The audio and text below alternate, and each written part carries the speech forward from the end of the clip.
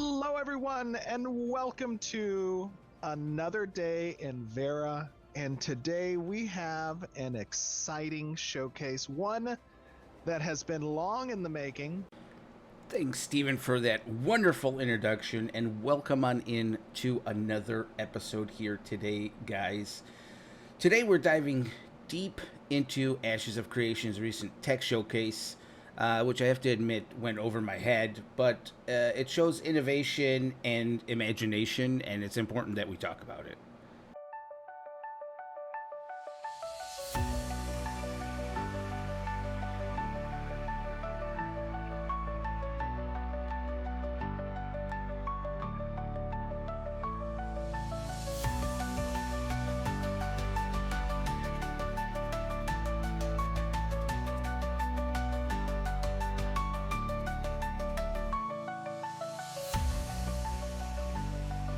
Ashes of Creation is redefining MMORPG landscapes with its revolutionary dynamic world creation and server meshing technology.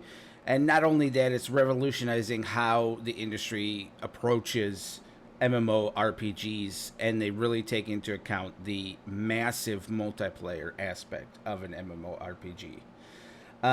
If you're new here, be sure to hit the subscribe button, hit the bell icon to get notifications on all things gaming or tech related, and welcome to the channel. If you don't know what server meshing allows seamless integration of multiple servers, and it ensures that a cohesive world experience happens for all players. So what this means is they can divide regions of the realm based on load, or that even events can span across entire regions that impact the entire realm at one point. How this helps is to best visualize it of 400 players going into a dungeon that automatically gives a certain amount of load on the server, right? You have to load all these people, load all the assets, load everything that's happening around you. What Ashes is doing with their gridding is they can break up that area into its own separate quote-unquote server and lessen the load on everyone outside of that server. Now imagine for a second a world where every action matters. Obviously, Ashes of Creation is big on risk versus reward, so every action is going to matter in Ashes of Creation, and their showcase highlighted the ability for them to monitor in real time resources, actors, NPCs all over the world, and judge how we, the player, are interacting with those resource nodes or those NPCs, the respawn rate, the respawn of the mining node, things like that, which is really cool that they showed. That was, I think, my favorite part of this showcase, where they could observe what was going on. And they themselves even said, that they can observe how resources and actors interact in real time, allowing them to make adjustments, even patches in certain aspects, and sometimes even without disrupting gameplay, where they can take a certain server down across the realm and it wouldn't impact gameplay around that area. Obviously, if it's a big patch or a big fix, it's going to impact. But their goal, I think, ultimately was to reduce downtime of your entire server so that you can be playing and they can be doing like hot fixes. A big part of the showcase was also optimizing servers with dynamic gridding to ensure smooth gameplay and scalability. Dynamic gridding divides the world into manageable sections, which we already kind of covered, but optimizing performance and allowing for dynamic content allocation is also important, right? That's part of what this gridding system, I think, is trying to accomplish, which is also really cool. Like I said, this showcase was really in depth and really nerdy, I guess, but and a lot of it went over my head. But you know, the parts that I did get, and you know, I'm watching over again for like the fifth time to understand them. It's all really cool technology. It's stuff that, you know, we don't necessarily, as the consumer or the gamer, we don't think about, or you know, we don't even care about, to be honest, right? Sometimes we just want the thing to work, and we don't really care how it works. But it was kind of cool to get a stream where you know, we kind of saw behind the scenes kind of stuff, which was really cool. This dynamic gridding also ensures that players experience a seamless and lag-free environment between each server.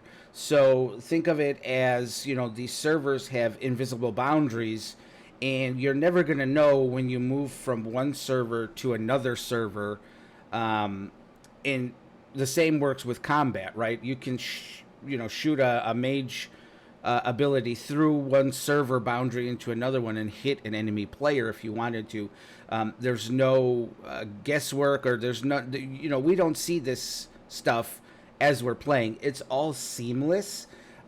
So, you know, I think the showcase highlighted their ability to make those changes, not only for patches and stuff like that, but it also encourages minimal interruptions. And again, us, the players, we're gonna, you know, if you think about it, we'll talk of Vera, the realm, right, is the main server that you join, right? The realm that you join is Vera, but Vera is going to be split up into multiple servers where we won't see those boundaries, and that allows the devs and Intrepid to really manage the game and load on the game. So, you know, it's a huge optimization, and you know, like I said, they got really far into it with, you know, threads and cores, and you know, it's just a lot to take in, and a lot to understand. And like I said, a lot of it went over my head, but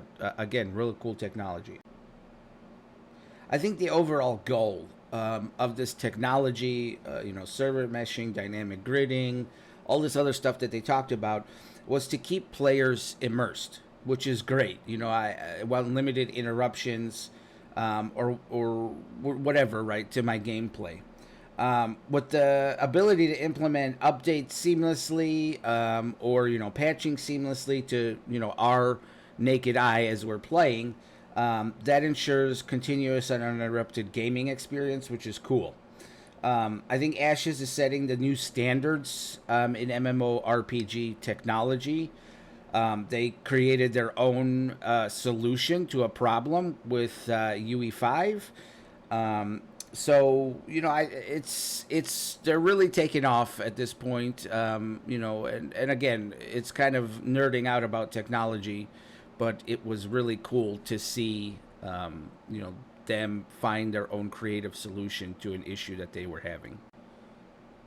And again, you know, I think Ashes of Creation is really setting the standard with dynamic world creation and, you know, immersive worlds that we're seeing, real time monitoring, the seamless server optimizations, and the future just looks incredible and exciting at this point.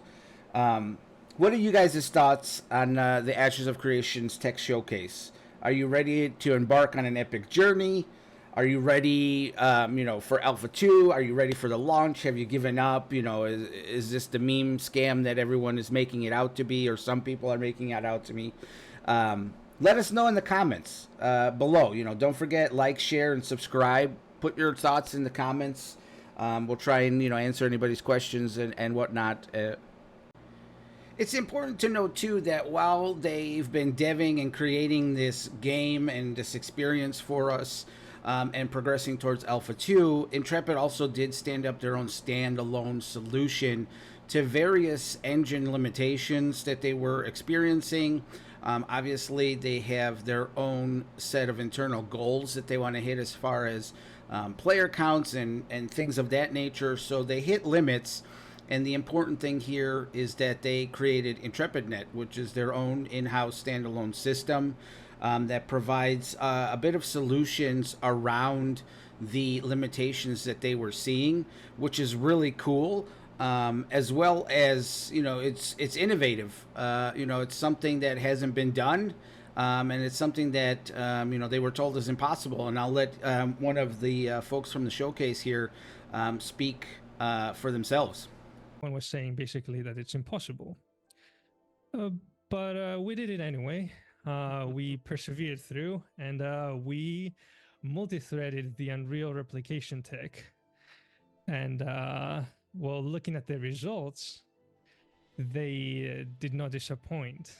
We actually gained, and there's a graph showing it on the next slide, but we gained a 2.5 times improvement, 2.4 times to be more exact, in our replication ticks. Huge.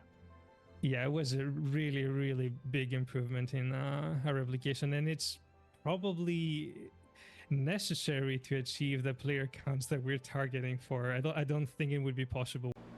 That was a huge key point in the live stream as well for me, was you know, their understanding of what they need to have to make the game that they want for us, and that they're able to think outside the box, or, you know, come together as a team internally, you know, Intrepid as a team, to build something that you know, solves the issues that they're having with development. So that was really cool to see, and for them to explain. And again, we talk about, you know, all the different technology that we've seen. You know, here we can see the realm as a whole, right, is all those servers, and one server going down does not affect the realm or the server that you've joined, right?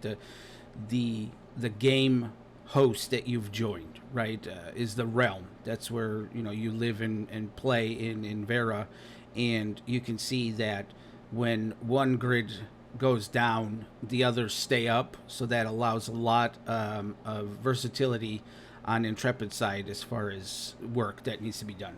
You know, keep exploring, keep gaming, and keep it locked to the channel for future updates and more content coming. We'll see ya.